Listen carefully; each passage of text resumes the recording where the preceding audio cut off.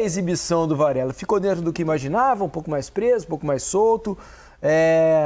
O que dá para dizer? Então, a atuação do Varela ela precisa ser avaliada dentro do que é a função que o Tite espera de um lateral nesse jeito de jogar do Flamengo, que é parecido com o que ele pedia, por exemplo, aos laterais da seleção brasileira. Jogadores que normalmente estão por trás dos 5 homens mais avançados. O Flamengo, em geral, vai ter os 2 pontas mais abertos, um centroavante e 2 meias por trás.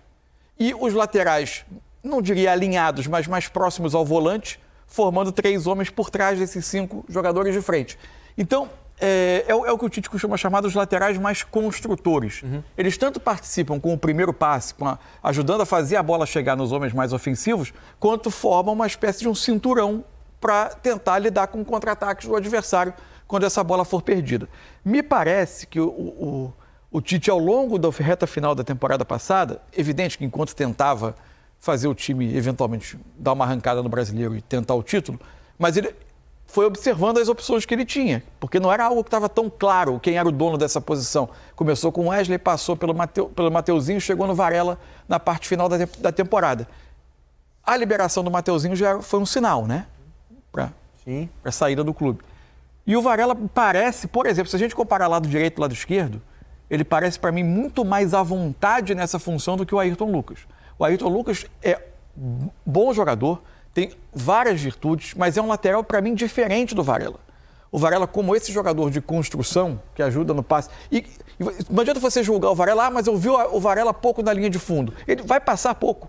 Ele, por vezes, vai se projetar quase como um sexto homem ofensivo, como o Ayrton Lucas, por vezes, vai fazer no lado esquerdo. O Ayrton Lucas é melhor fazendo essa projeção, mas tem mais dificuldade nessa construção, nesse passe para encontrar os homens por dentro. O Varela é melhor nesse passe, nesse jogo mais por dentro, e talvez não seja... Não que seja um mau apoiador, um mau lateral que vai um lateral que vai mal à linha de fundo, mas o Ayrton é melhor do que ele nessa ultrapassagem. São jogadores de características diferentes. Por isso que se cria a expectativa em relação à chegada, por exemplo, do Vinha para a lateral esquerda, que tem talvez um pouco mais dessa facilidade de fazer essa função, enquanto o Varela parece que vai ser, pelo menos para começar o ano, a primeira opção do Tite na direita. Pois hoje até o Wesley entrou, né, no segundo tempo da partida e teve algum tempo em campo também. A zaga não dava nem para avaliar, né, Alex? Ali a parte de exigida, né? A parte de proteção, né, tanto o Pulgar no aspecto defensivo como os zagueiros, não dá nem para avaliar porque não foram realmente exigidos. Agora, da montagem do time, do meio para frente, a maneira com que o Gabigol encarou a entrada dele no time no segundo tempo, né, aparentemente querendo muito o jogo, apesar de não ter acertado as finalizações, como bem frisou o Mansur, apareceu 2 vezes em boa condição para bater com a canhota, né, que é a preferida dele, ele acabou não acertando o chute. Como é que você viu o desenvolvimento do Flamengo para enfrentar o Audax ali na parte ofensiva? Muito também dessa comodidade da defesa é porque o Flamengo, mesmo no primeiro jogo de temporada, ele conseguiu errar pouco, né? Ele deu pouco, porque por menor que seja, ou a diferença técnica que seja do Audax para o Flamengo, em começos de temporada era muito comum, né? É muito comum da gente encontrar um time que está treinando há muito mais tempo e de te dificultar algumas coisas e você ter que exigir realmente da sua defesa. Então, essa condição de ocupação de espaço e domínio desse jogo com a bola, o Flamengo ele fez muito bem, né? Então, nessas trocas de posições, lógico que um momento ou outro descoordena movimento, você vai antes, você tenta pensar em fazer algo, mas é só o primeiro jogo que acaba não acontecendo. Só que daí o adversário também acabou não te exigindo. A entrada do Gabigol, ele tem sido sempre muito... Ele é muito competitivo, né, cara? É um cara muito interessado, ele tem muita vontade de alcançar esses números e isso é muito bom, né? E acredito que ele vai seguir sendo uma peça importante. Mas você pode ver o Pedro, que teve chances até para fazer outros gols e de repente acabou não conseguindo justamente por ser um primeiro jogo. Já é um jogador um pouco mais lento, mais pesado dos seus movimentos naturais, então esse precisa de um pouco mais de sequência. Mas eu vi o Flamengo executando muita coisa boa que de repente para o primeiro jogo era mais difícil se ver. Ô Mansur, você separou algumas coisas pra gente aí, né? O que é que tem separado? Nosso campinho tático para mostrar como o Flamengo se distribuiu em campo, né? Essa formação aqui é a formação inicial do Flamengo. poucas vezes a gente viu o time colocado assim. Na verdade, a ideia é, como hoje foi um exercício do Flamengo com bola quase todo o tempo, o Flamengo teve praticamente o Fabrício Bruno e o Léo Pereira jogando bem mais à frente, os pontas partindo de uma posição bem aberta, Gerson e Arrascaeta, e os laterais quase sempre fazendo esse trabalho um pouco mais fechado. No final das contas, era como se o Flamengo buscasse sempre atacar num 2-3-5, né? Só que a gente via esse 2-3-5 com muita fluidez, muita troca de posição, e o que surpreendeu foi a forma como o time se adaptou a isso facilmente. O Flamengo dificilmente perdia a forma, mesmo quando os jogadores trocavam. Então a gente por vezes via o Arrascaeta vindo aqui pelo lado e o Luiz Araújo vindo. Por vezes a gente via o Luiz Araújo aberto, o Varela passando por aqui, o Arrascaeta vinha atrás. Por vezes você teve uma passagem do Ayrton e o Gerson recuava para vir atrás. E principalmente pelo lado direito, me chamou a atenção a capacidade desses três homens inverterem constantemente papel. Por vezes um por trás, por vezes o Varela aqui, por vezes o Arrascaeta vindo e passando o Luiz Araújo. Isso aconteceu com naturalidade, o Flamengo executou isso bem. Aconteceu por aqui também. Desse lado, do lado esquerdo, recolocar aqui a posição inicial, o Everton foi um jogador que foi muito bem no jogo recebendo aberto, mas o time criou condições para que ele, por vezes, viesse atacar a área por dentro. E isso ele fez muito bem. Uma questão que não deu muito para observar foi a questão defensiva do time, né? O Flamengo, quando defender, é um time programado para defender dessa forma. Linha de 4, o Gerson junto ao Pulgar, o Arrascaeta sobra junto com o Pedro e esses pontas vêm defender. O Flamengo, em geral, no ano passado, em muitos momentos, se pegava muito tempo defendendo muito perto da sua área, porque nem sempre conseguia manter uma pressão constante e tinha uma dificuldade aqui de defender a frente da área. Não dá para medir o quanto o Flamengo evoluiu nisso, tanto por ser o primeiro jogo, quanto pela qualidade do Audax. Se vocês quiserem, a gente pode mostrar aqui as trocas, né, que foram feitas ao longo do jogo. Já coloca aí. Vamos lá. Primeira troca foi o Gabigol, né? O Gabigol entrou e saiu o Arrascaeta. Foi a primeira mexida feita ainda no intervalo. E, inicialmente, o Gabriel ele se posicionava como meia, basicamente na função do Arrascaeta. Quando o Flamengo recompunha, ele sobrava com o Pedro, os pontas vinham atrás, ele sobrava junto com o Pedro. O que a gente viu muito foi o Gabigol fazendo... Tanto ele teve uma liberdade para se mover nessa área. Aliás, Arrascaeta e Gerson já tinham bastante liberdade para se mover. Não era uma coisa tão fixa. No primeiro tempo, em que o gol do Cebolinha, por exemplo, isso. O Arrascaeta está do lado esquerdo da área, né? Por exemplo, ele inverte o lado ali. As mesmas zonas ocupadas, mas os jogadores se movendo dentro delas. O que foi importante foi que o jeito a forma de jogar do Flamengo permitiu ao Gabriel fazer muito esse movimento. Esse facão do Gabriel, esse ataque à área, ele é muito melhor quando ele busca essa direção do que quando ele busca essa direção. Porque a bola cai aqui no pé direito e ele tem mais dificuldade. Aqui ela cai no pé esquerdo. Ele conseguiu receber a bola em boas condições, mas ele não teve a precisão da finalização para definir a jogada. Fisicamente, né, para você chegar com força, você fazer um stint ali de 15, 20 metros e chegar com força para você apoiar e você fazer o movimento, seu corpo ainda parece que nesse sentido ele não está preparado. Exatamente. Aí depois vieram mais mudanças, o Bruno Henrique no lugar do Luiz Araújo. Inicialmente o Bruno Henrique entra pela direita, entra o Alan na vaga do Pulgar e entra o Vitor Hugo na do Gerson. O Flamengo sempre mantendo o desenho não se alterava. O Gabriel por aqui, o Vitor Hugo fazendo esse trabalho. E na segunda metade do segundo tempo, houve a inversão. Everton para Cebolinha para a direita, continua bem o Cebolinha, mesmo invertendo o lado, o que é uma boa notícia. Por quê? Porque o Bruno Henrique se sente mais à vontade pelo lado esquerdo. Ele com o pé natural, com o pé direito, jogando pelo lado direito, ele tem um pouco mais de dificuldade. E de repente, o Bruno, desculpa te... Não, por favor. Só para acrescentar, quando tiver o Bruno pode naturalmente, com bola, fazer mais por dentro. E aí vai ajudar muito o Ayrton Lucas. Não sei se de repente era isso que você ia falar. Aqui teve um pouco mais de corredor pro Ayrton e teve o Bruno. O Bruno cabeceia, finaliza 3 vezes de cabeça, quase consecutivamente, em ataques do Flamengo na parte final do segundo tempo. E permite que, eventualmente, o Flamengo recupere uma jogada que é o Gabriel recebendo pela meia direita, usando o pé esquerdo dele. E ele se entende muito bem com o Bruno Henrique para ele receber esse cruzamento. O Flamengo tem 2 jogadores de estatura dentro da área que podem receber esse cruzamento. São algumas variações que foram acontecendo ao longo do jogo.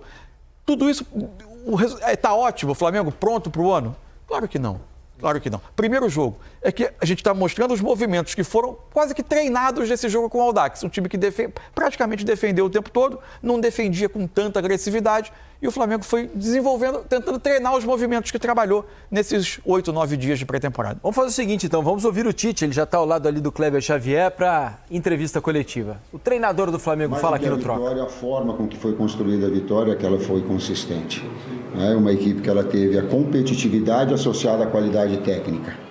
As suas construções, a troca de passes, por vezes sem acelerar, com velocidade, com qualidade, para chegar no terço próximo à área do adversário, a bola entre linhas, para aí tu ter a conclusão. Então, um número de conclusões, de situações criativas que a equipe teve, se mantendo consistência, que foi significativo. É uma construção também associada, foram algumas perguntas com alguns itens do ano passado, que também o lastro com a equipe para de consistência e evolução acabar acontecendo, que sabe que ele é importante. Posso falar um Kleber? Pode. Quer passar para Pode. Aproveitando, até em cima um pouco do que disse o Tite, quanto que no ano passado a gente sabia que talvez fosse, vocês falaram bem que no começo, fosse melhor começar o processo de fato esse ano, mas o Flamengo tinha aquela necessidade da convocação de vocês no ano passado, mas quanto que esse lastro que ele falou facilita o processo até de vocês já conhecerem características da maioria do elenco? É bem verdade que chegou o De La Cruz, que em breve vai estar jogando no dia a dia de vocês, até de lidar mesmo com os conceitos nos treinamentos principalmente. Facilitou muito os 12 jogos do ano passado. Esse ano a gente, paralelo ao trabalho da parte física, que é um trabalho de pré-temporada, a gente conseguiu evoluir, colocar coisas novas também. Vamos dar continuidade agora nesse período que a gente vai estar nos Estados Unidos, né, para voltar em Belém contra o Sampaio Corrêa, novamente fazer um grande jogo. Esse é o nosso objetivo. E o Tite colocou a palavra, é a evolução da equipe. Continuar trabalhando, fazer com que a equipe evolua e atinja performances melhores. Verdade. Tite, eu queria que você falasse um pouquinho do Cebolinha, porque ele terminou a temporada de 2023 muito bem, e ele começou 2024 muito bem, driblando vários jogadores. As principais jogadas ali foram construídas por ele. Eu queria que você falasse um pouquinho desse jogador. Eu não vou falar só dele, eu vou falar de uma forma genérica. Existe uma palavrinha mágica na vida da gente, que é confiança. E quando a gente tem confiança, todo o repertório que nós temos a gente usa natural, no momento exato. Quando nós trabalhamos, e toda a comissão técnica, é para proporcionar ao atleta essa condição. Quando a engrenagem funciona, e que às vezes tu erra, e que ela te sustenta, tu é fonte geradora de confiança. É dele e ela é da equipe. E hoje, o fato de ter e não ter um condicionamento físico igual, e o adversário surpreendeu porque veio marcando alto, trocou alguns atletas para serem mais móveis, para retirar a vantagem física, a imposição e o modelo para ficar com a bola, ela deu, sim, naquilo que é a superioridade técnica do Flamengo, a condição de vencer o jogo. Outra pergunta que eu vou fazer pode ser para os dois ali, de uma maneira geral, falando da comissão técnica. O Flamengo vai embarcar para os Estados Unidos para finalizar a pré-temporada. Tem 2 amistosos pela frente, mas o Campeonato Carioca segue. Eu queria saber como que vocês estão conversando com o Mário Jorge, com os jogadores que vão ficar no Rio de Janeiro, né, para poder atuar nos próximos jogos. Como que é essa integração? O time principal vai para os Estados Unidos, o time que fica aqui no Campeonato Carioca, o Tite, a comissão, conversa com o Mário Jorge para montar uma estratégia. Como que tem sido isso? Eu faço a primeira parte como um conceito, o Kleber complementa para mim, faz favor. O Campeonato Carioca atual, para mim, na minha opinião, é o mais forte do Brasil, hoje. Antes era São Paulo, agora ele é muito difícil. E a busca nossa de classificação, ela é do título carioca. Então esse processo de evolução, ele visa esse objetivo. Talvez seja pouco para a história do Flamengo, mas ele é grande para uma comissão técnica que está chegando e que é uma fonte geradora de confiança para uma sequência de trabalho também. A integração? A gente mantém 2 canais, que é o Noval e o Juan, né? Direto com a base, são funcionários do clube importantes nessa parte. A gente observou os primeiros jogos da fase da Copa São Paulo, que é a equipe que vai trabalhar com alguns jogadores que ficaram aqui. Estivemos nos treinamentos daqueles jogadores que ficaram no Rio de Janeiro trabalhando para somar com os jogadores da Taça para que se montasse um time. Acompanhamos o amistoso agora que teve com o Olaria, me perco um pouco nos dias, acho que foi segunda-feira, né? E conversamos com o Mário nesse dia, em 2 dias, né? Então está tudo controlado, o Mário tem um grande trabalho, está sendo feito um grande trabalho, o time que ficou na Taça continua evoluindo, né? Mesmo sem os principais jogadores, e a gente vai com um time forte também, com jogadores importantes para esses 2 jogos que tem agora no Rio. Posso fazer mais um? O De La Cruz, né, o único reforço do Flamengo até o momento, não estreou no Campeonato Carioca porque não foi inscrito ali a tempo, mas passou por aqui, estava com um grupo, vai para os Estados Unidos, tem chance de já fazer essa estreia por lá. Como tem sido esses primeiros dias com o jogador, até a adaptação, se puder falar, né, se ele vai fazer essa estreia ou não, a gente pergunta. Todos os atletas seriam atletas de nível e todos os atletas a gente procura colocar dessa forma. 2 atletas em cada posição, buscando competir. A equipe evolui com isso. Cooperam entre eles, mas competem para elevar o nível técnico. E o De La Cruz tem essa característica, né? Ele é um jogador com uma qualidade versátil para ter sido utilizado em 2, 3 funções, tem treinado em 2 funções diferentes, o segundo meio-campista, um externo que flutua para que a passagem do lateral aconteça, de muita qualidade técnica. Ele tem um link com o Arrascaeta, eles já pensam e já tem uma sintonia. Então tu tem possibilidade de jogar com 4 jogadores de articulação ou de jogar com 2 pontas de velocidade. Então a equipe ela ganha com isso. É que muita gente fala, o De La Cruz chegou no Flamengo, onde que o Tite vai colocar ele? Essa é a grande pergunta do torcedor. Essa dúvida. Mas problema, aparentemente, para você não é um problema. Não é Eu tinha um diretor que colocava para mim assim, se eu contratar, mas lá atrás, no início daqui, eu estou contratando bons jogadores, tu não vai te atrapalhar. Aí eu, num momento de inspiração, eu disse assim, era seu Enio, o diretor disse, seu Enio, se eu me atrapalhar, eu vou acertar. Porque os 2 são bons que estão fora. Ou um ou outro, você vai encontrar um jogador de qualidade. Essa é a essência. E o outro é o espaço para a base. Se tu pegar um jogador que não desempenha, ele tranca um jogador da base, uma evolução do Ryan, a evolução do Matheus. Então, tu encontrar esse equilíbrio, que ele é muito difícil, é tu pegar jogadores, né, que te deem essa qualidade. E aí, se eu me atrapalhar, eu vou acertar. Tá aí o Tite ao lado do Kleber Xavier, né, seu fiel escudeiro, falando sobre essa estreia. Aparentemente bastante satisfeito com o que viu em campo o Tite, né? Gostou da movimentação dos jogadores e tudo mais. O único ponto que eu não entendi da coletiva... Já sei qual é. Sabe qual é? Quando ele disse que para ele o Campeonato Carioca é mais forte que o Campeonato Paulista. Esse me soou bastante estranho, porque se a gente comparar os dois são 4 times grandes, né? Mesmo com o Santos na Série B, momentaneamente. Talvez ele tenha partido do raciocínio dos times grandes. Porque são 6 times paulistas na Série B do Campeonato Brasileiro. E nenhum carioca, Você tem 3 cariocas na Libertadores. Um deles o campeão da Libertadores, Fluminense. Talvez ele tenha partido do raciocínio dos grandes. Fiquei esperando ele explicar esse raciocínio. Exatamente claramente, isso. Né? Notoriamente. Você não tem é difícil encontrar um Audax no Campeonato Paulista. Exatamente. Porque daí eu lembro de uma vez, quando o Kaká estava no Real Madrid, ele deu uma entrevista também que o pessoal falava da Premier League.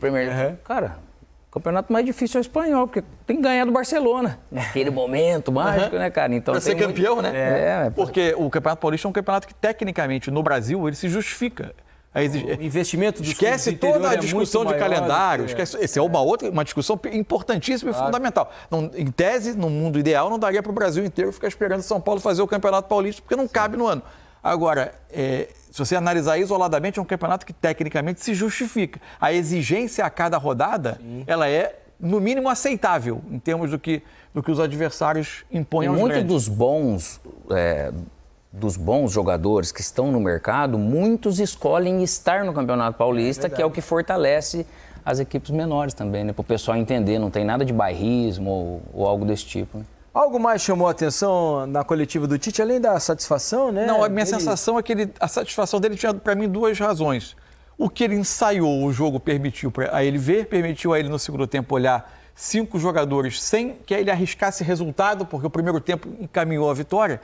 E ele ter agora esse período nos Estados Unidos, com 2 jogos amistosos, em que ele pode trocar time inteiro, em que ele não vai exigir fisicamente dos jogadores além da conta, e que ele vai ter tido uma partida, por mais que fácil, mas uma partida de competição, servindo como base para ele trabalhar esses cerca de 10 dias que ele vai ter fora do Brasil, com mais sossego, com 2 jogos em que ele pode dar 45 minutos a cada um. Uhum. Eu acho que isso dá a ele uma sensação de que ele tem uma pré-temporada que, se não é extensa o suficiente, porque o Brasil não permite que seja, não é a ideal, pelo menos ele vai ter um tempo bom para trabalhar e voltar ao Brasil com um time ainda mais na mão. Para você que ainda está em casa, não está muito ligado no calendário do Flamengo, é o seguinte, a partir de agora o Flamengo no domingo joga 2 vezes.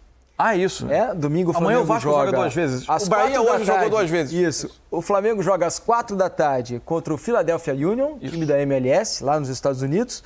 E às 6h10, 2 horas e 10 minutos depois, entra em campo de novo. E não é para dar 10 minutos de descanso aos jogadores. Não. É porque são outros jogadores em outro lugar. Eles vão vir de SpaceX, não é? Nova Iguaçu. Não é o Elon Musk que vai ajudar eles a virem. Não vai acontecer. E depois, no sábado que vem, acontece a mesma coisa. O Flamengo joga às 3 da tarde contra o Orlando City, no dia 27, e às 6h10 contra a Portuguesa da Ilha, pelo Campeonato Carioca. É o nosso começo de ano meio esquisito, mas é assim que funciona, tá legal? Daqui a pouco a gente fala mais sobre o Flamengo, se a gente tiver outras entrevistas, vou trazer a participação de vocês aqui na nossa hashtag Troca de Passe. Tem gente me dando bronca aqui, viu, Mansur? Já? Olha aqui, o Amarildo. Deixa eu só achar a mensagem dele, são tantas as mensagens que eu me perdi. Aqui, ó, Amarildo. Felipe, você pede pra gente mandar mensagem e ultimamente você não tá lendo nenhuma. Peço perdão, Amarildo, que ultimamente tem tido menos tempo. Isso, nosso programa tá um pouco mais curto aí. Agora vai voltar o normal. Quem tá aqui atrás, Amarildo. Você tem que mandar